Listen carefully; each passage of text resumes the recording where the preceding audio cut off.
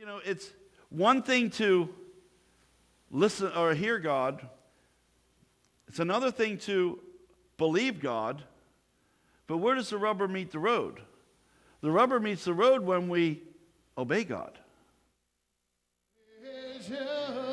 You are God, you are Lord, you are all I'm living for. You are King of everything. I want my life to praise you. We've been talking about looking at Christmas through the window, and there are different types of panes that you can look at Christmas through. Last week we talked about looking at Christmas through the dirty window pane. Today we want to talk about looking at Christmas through the frosted window pane. I actually had no idea last week at this time what my message was going to be like for this. I thought, wow, why did I come up with a title before I came up with a message? But when I started to think about it and think about the Christmas story, if there's one person who is looking at this whole Christmas story through a frosted window pane, it has to be Joseph. This morning I want to look at the character of this almost forgotten person in the Christmas story. Now, we use the word character, and it can have several definitions. So let me begin by making it clear what I'm talking about, okay? We can talk about the word character about someone who is unique or odd. Like we might say, old Joe is a real character. Or we could speak of a person who is part of a story as a character in a book or a movie or whatever. Or we could say that the person whose life exhibits admirable or notable traits, or this is a person of character. All three levels, these definitions, they pertain to Joseph. He was unique in all of the story of the Bible, of this Bible story of the birth of Jesus. He is a character in this true story that we are all familiar with, and he had a personality that reflects the character of God. Yet this carpenter seems to be the least important member of the cast of characters. I mean, think about it. We hear the words of Mary. We hear the words of the shepherds. We hear the words of the wise men.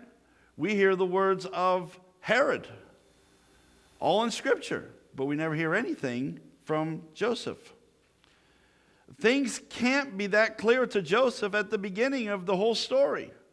As he takes a look at the activities, he's got to be taking a look at all this through a frosted window pane. Now, let me give you just a little example of what this could have been like for Joseph. Now, the windows here, and they're covered right now, but the windows here are frosted. You can't see what's outside. You can see light coming through, but you can't see what's outside because they're frosted. So think about somebody asking you to drive someplace that you had never been before, but your car has a frosted windshield. In fact, let's say that all of the windows in your car are frosted, and you are asked to drive someplace that you have absolutely nowhere, where you don't know what the destination is. And this is what Joseph was looking at the Christmas story through. Welcome the life of this newlywed who has to believe that his wife is telling the truth. Can you see this happening, friends? Joseph brings home his wife-to-be and says, "Mom and Dad, this is Mary." And she, think about that.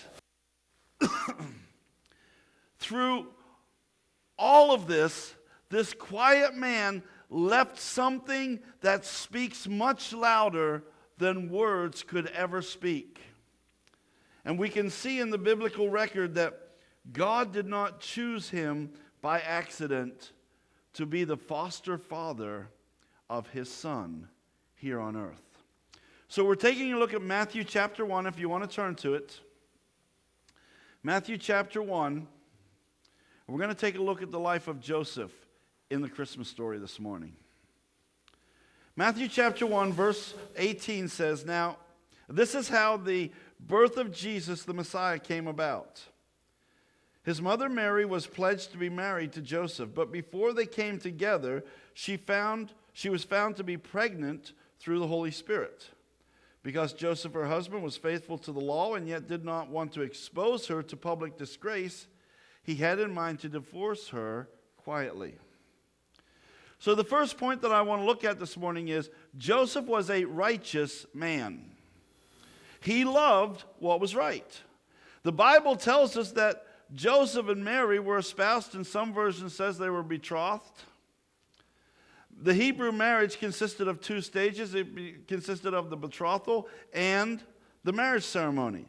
During the betrothal, what would happen was the parents would arrange the contract of marriage where the groom's father would pay the bride's father a dowry or a bride price, and the couple were considered legally married as soon as this contract was made. But the betrothal period served as a probation or a testing time of fidelity. The trouble came when it appeared that Mary had violated that trust. She became pregnant. In addition to disappointing Joseph greatly, it put Joseph in this great dilemma. The law gave him the right to publicly humiliate her for her apparent betrayal. He could even go as far as having her stoned for being an adulteress. Or he could settle the matter privately. No matter what he chose to do, marrying a woman who had, as far as he knew, betrayed her commitment to God and to him, made it wrong for him to marry her. Because Joseph was a man who loved good and he hated evil, according to what we see in the scriptures. He loved this woman, Mary, at least it was apparently that he loved her. So of his available options, Joseph chooses to divorce her quietly. And what this consisted of was a little ceremony, if you want to call it a ceremony, with 2 or 3 witnesses where there is a divorce and it's over. It's done. And the reason for this decision given is because he didn't want to make a public spectacle out of her. Why? Why not relieve his hurt and pain? Why not relieve the shame that he had caused him? Could it be because he really did love her? He didn't want to do that to her publicly? Joseph seemed that he wasn't a vindictive type of person who nursed his wounds, but he was a man who obviously loved this girl a lot, in spite of what he thought was unfaithfulness to him, in spite of what he could only see as sin. He loved her. He wanted to do what was just, though he could only see what was happening through a frosted glass. Put yourself in his position right now. Nothing else has happened with Joseph except for the woman that he's planning to spend the rest of his life with is carrying somebody else's baby. Well, Joseph would later change his plans when he learned the truth. His heart mirrors both the justice and the mercy of God within himself. In fact, Joseph shows the perfect picture of how God's love weds justice and mercy together. Here's what Paul tells us in Romans. He says, "But God demonstrates his own love for us in this: while we were still sinners, Christ died for us." That's marrying justice and mercy together. Amen. God is willing to show mercy to us who in reality we don't deserve mercy. Joseph loved Mary in spite of what he thought she was. God loves us in spite of what he knows we are. But what about us? Do we reflect God's love to other people? Can we love them in spite of their sin? Or do we let sin overshadow that love by telling ourselves they don't deserve that love? God wants the same grace he has shown to us to be the same love that we show to even the worst people that we know. That's marrying grace, justice, and mercy together. The second thing we see in Joseph is Joseph was a responsive man. After he had considered what he was going to do, divorce her privately, he has a dream. In the dream it says, Joseph, son of David, do not be afraid to take Mary home as your wife, because she is what is conceived in her is from the Holy Spirit. She will give birth to a son, and you are to give him the name Jesus, because he will save his people from their sins. Wow. I don't think they had pizza back in those days, so it wasn't the pizza that caused that dream. You know, when I look at Joseph as being a responsive man, the first thing is he listened to God. He listened to God. As far as we know, Joseph was spoken to directly only in his dreams. So the next time somebody says something, or you say something and someone responds by saying, only in your dreams, think about Joseph. We don't know exactly why this was. It's interesting that Joseph, though, took these dreams seriously. Joseph may not have been expecting this type of message in his sleep. Fact is, today, God can speak to us. He spoke to Joseph, can speak to us however he wants to speak to us. But I want you to know that most of the time he speaks to us is through his word. It's through his word. So Joseph was willing to listen to God, communicate to him however he chose to do it. So he listened to God. Secondly, he believed God. Joseph not only heard the message of God, he believed the message of God. And it's not certain if the echo of Isaiah 7:14 here was part of the angel's message to Joseph, but we are told in Matthew, all this took place to fulfill what the Lord had said through the prophet. The virgin will conceive and give birth to a son, and they will call him Emmanuel. It's very possible that these words reminded Joseph of the promise of the Old Testament Messiah, of the Messiah. In any event, Joseph trusts the word of God to be true in spite of what seemed to be the impossible. So here's a man of faith who trusted God even when what God said seemed to make no sense at all. So, it's one thing to listen or hear God. It's another thing to believe God. But where does the rubber meet the road? The rubber meets the road when we obey God. We got to obey. And that's what we see in Joseph. This is the strongest possible evidence that Joseph believed God. He cancels his plans to divorce Mary, and he marries her. Probably over the protests of his family and his friends. When God speaks to you and other people don't understand that, they come at you. We know. We told people, we had a small baby at the time. We're going on the road full time, children's evangelists. Oh man, you should have heard friends and family. They didn't understand that at all. We had all kind of things thrown at us. So, we weren't going to bring the Son of God into the world, but we were certainly following what God said, and we heard him, and we believed him, and we obeyed him, and we heard it from those who didn't quite understand. And they're people that love God too.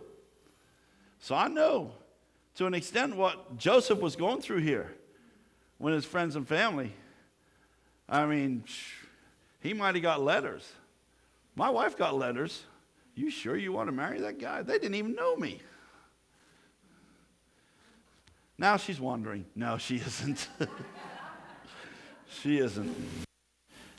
She just told me recently she'd marry me all over again. Every time she says that, I got to give her $5 though. Amen. Wow, can you imagine?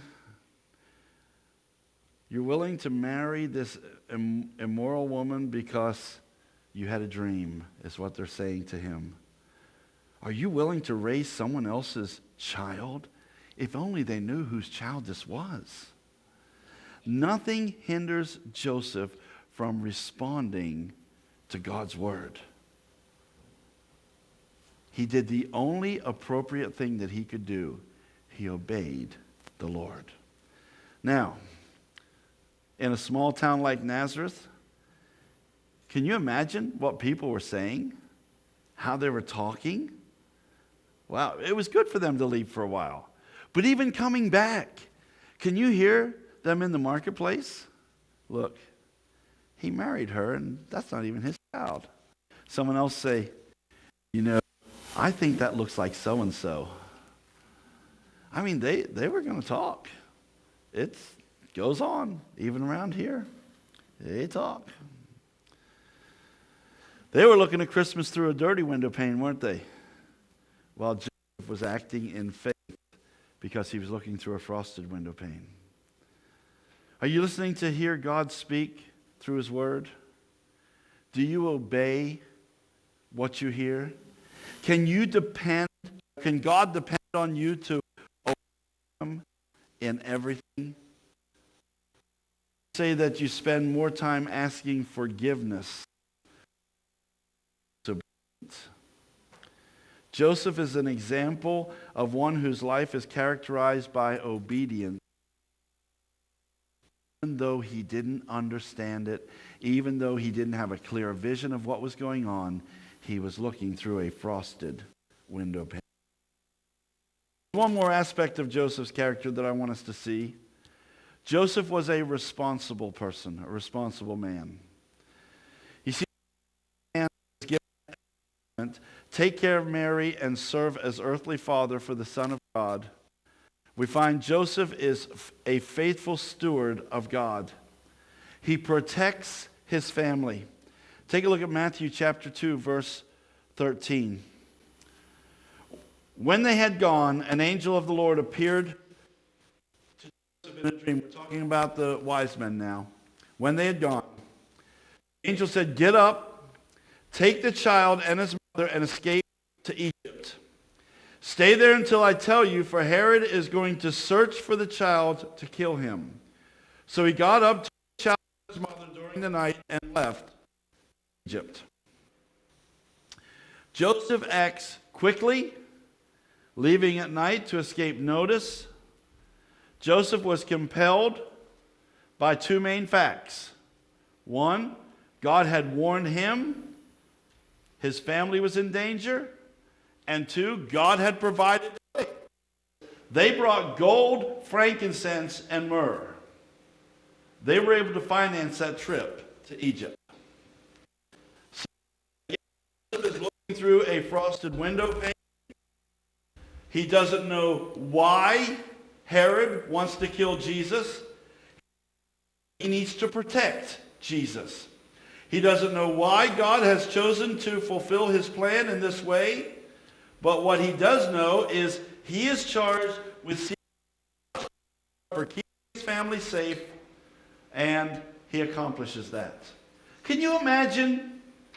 They get to Bethlehem and there's no place at the Taj Mahal Inn or wherever, and they get to the stable or cave, whatever it might be, and Joseph is thinking, God, this is what you told me to do?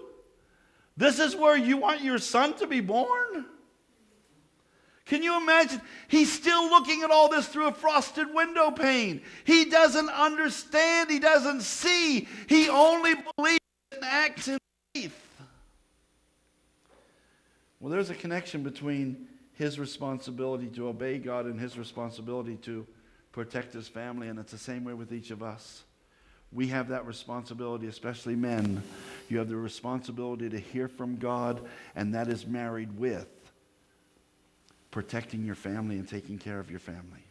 So they're in Egypt, and we don't know how long they're in Egypt, and all of a sudden, Joseph says one morning, says, Mary had another dream, and Mary's saying, okay, what did God say this time? We're going back home. All right, we're headed back home. In Matthew chapter 2, verse 20, it says, get up, take the child and his mother, and go to the land of Israel. Those who were trying to take the child's life are now dead. Now, my question for you is, what has God given you to do in this life? What he asked you to be responsible for? And how faithful are you to that responsibility? Maybe it's being part of a family, husband, wife, son, or daughter. All of us who belong to Christ have a responsibility to serve your part in the church. None of us will be called on to do what Joseph did. But let me remind you that whatever God calls you to do, you can be faithful in doing it. Even if it seems like you're looking at life through a frosted window pane. Even if you've said the words, God, I don't understand what's going on. Walk by faith, the scripture says. Because it's not always by sight. Many times it's by faith. To say to the Lord, Lord, there are times that look like I was looking through a frosted window pane. You know what his response is going to be to you? Yes. And they are the times that you should have counted on me the most. They are the times that you should have kept your eyes on me the most. So how do we define a life that's deemed as a successful life? You might look at Joseph's life and not see much success. He was never wealthy. He was never powerful. He was never politically popular. He never wrote a book or a song. He never invented anything amazing. He never did much traveling far from home except for when Jesus was a baby. He lived a quiet life, doing what he could to please God and provide for his family. But let me ask you something. How different would Christmas be if it wasn't for this man called Joseph? Who would have raised Jesus if Joseph would have refused to marry Mary? How would Jesus have fulfilled the prophecies concerning Bethlehem as his birthplace and Nazareth as his hometown? No one else may ever have noticed this quiet man, but he was an important person to God. You're an important person to God too. You're an important person to the plan that God has. God knew you before you were born. He knew what you would look like. He knew who your parents would be. He knew where you would live. He knew all that would happen to you.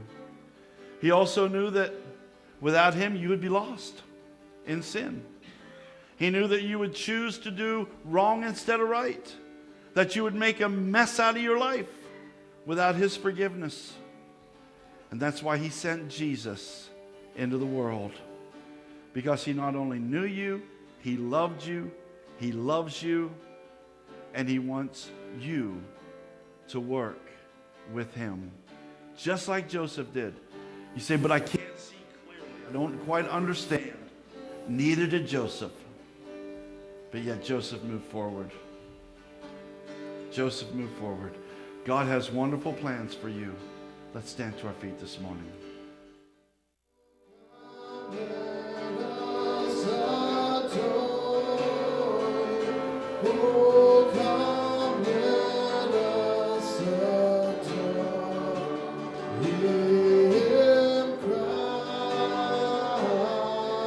Sing it again. Oh, come, let us adore him.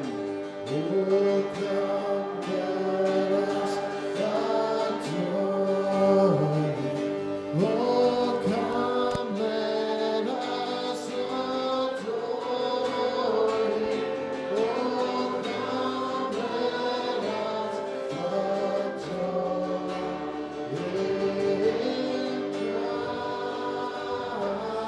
Just like Joseph was faithful, now let's sing it. Oh, come, all ye faithful, joyful and triumphant. Oh, come ye to Bethlehem. Come and behold him, born the King of angels. Oh, come, let us adore him. Oh, come, let us adore him. Oh, come, let us adore him, Christ the Lord.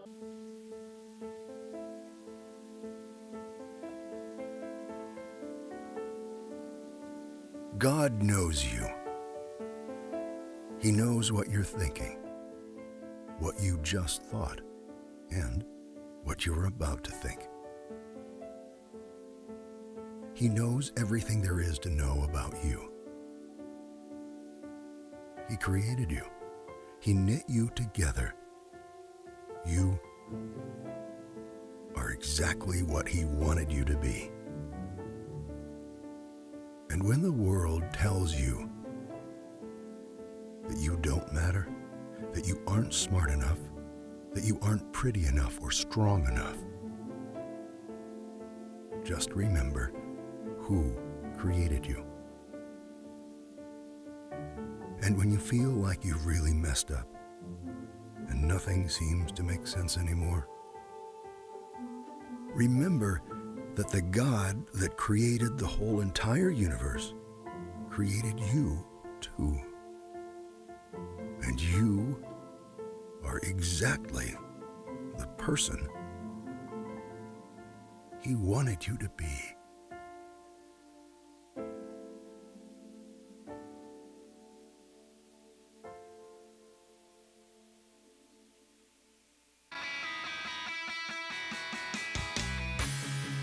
At our church, Jesus is Lord.